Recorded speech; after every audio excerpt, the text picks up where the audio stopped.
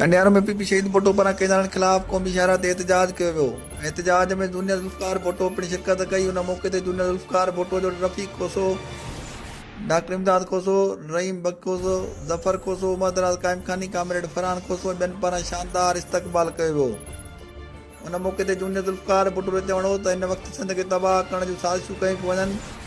सिंध खे कंहिं बि सूरत में तबाह थियणु न ॾींदासीं।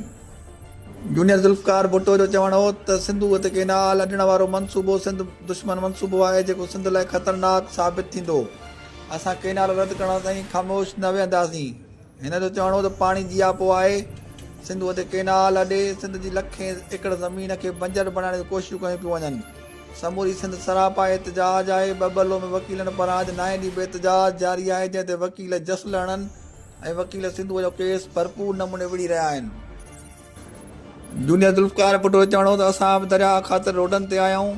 सिंध जो बचो बचो केनालनि खे ख़तमु करण जी घुर करे आहे, पर केनाल ख़तमु न पिया कया वञनि। हिन जो चवणो त असां अॼु दादू मोरो पुल ते धरणोड़ी हुकूमत खे इहो पैगाम ॾींदासीं त तव्हांजी का बि अटकल न हलंदी। हिन मुतालबो कंदे घुर कई त फौरी तौर ते केनालनि वारो नोटिफिकेशन वापसि वठी नाइंसाफ़ियूं बंदि कयूं वञनि। एहतजाज कयो वियो। इंसाफ़ ॻोल्हण जी कोशिश कयल कंडियारो।